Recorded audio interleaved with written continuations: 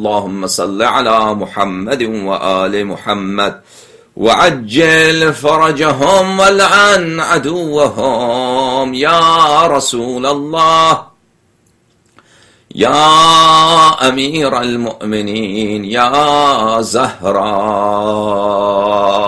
مبارک باد، یا امام المجتبی مبارک مبارک، یا سید الشهداء مبارک مبارک، یا ائمه اطهار مبارک مبارک، یا صاحب الزمان عالم به فدای نام شما مبارک باد مبارک باد.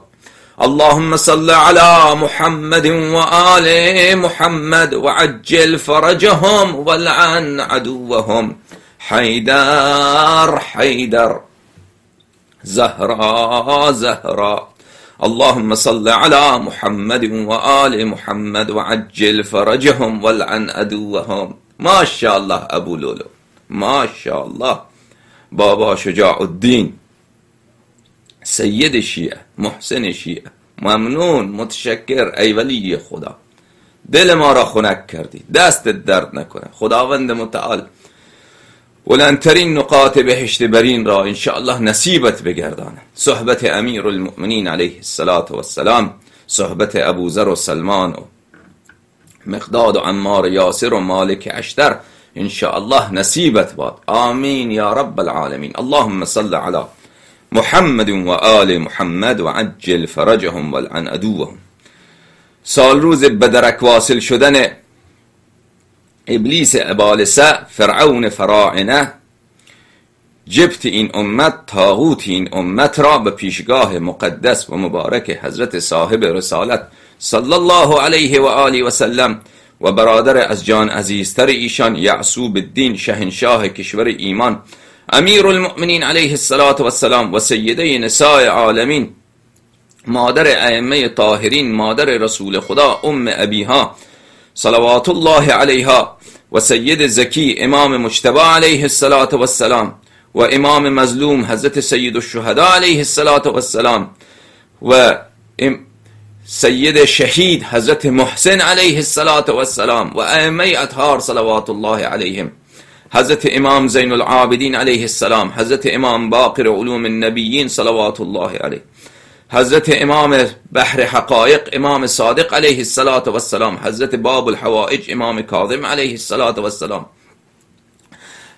امام رؤوف حضرت رضا علیه السلام، حضرت جواد صلوات الله علیه، حضرت امام هادی علیه السلام، حضرت امام عسکری علیه السلام، و سید ما و مولای ما و امید دلهای ما و نور چشمهای ما و تمام کعبه ما، ایمان ما، نماز ما، روزه ما، حضرت امام عصر عجل الله تعالی فرجه الشریف. بسیار بسیار بسیار تبریک عرض میکنم.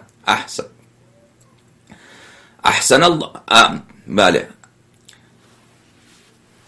اسعد الله ایامکم، اسعد الله ایامکم، کل عام و انتم به الف الف خیر. انشاءالله خدمت مؤمنین هم شیعیان حیدر صفدر، مؤمنین اهل ولایت و اهل براءت، این عید سعید را خیلی تبریک عرض میکنم. اصلا اینقدر قلب من خوشحال دوستان عزیز، اینقدر شادمانم که اگر دوستان عزیز میخوام مثلا فریاد بکشم بگم اللهم صل علی محمد و آل محمد و عجل فرجهم الشریف، میگم یا حیدر صفدر جانم فدایت، یا حیدر صفدر مبارک باد مولای من.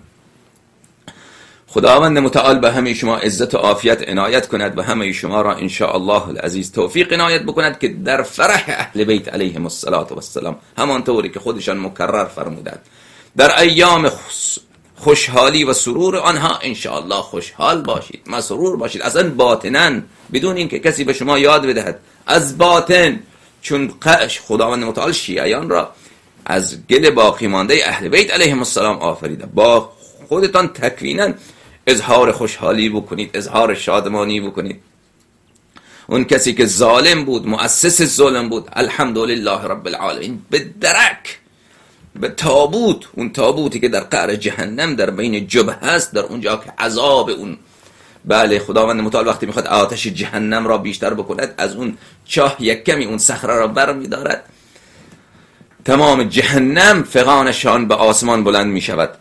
و اونجا این طاغوت و این فرعون واصل شده. شکر خداوند متعال، الحمدلله رب العالمین.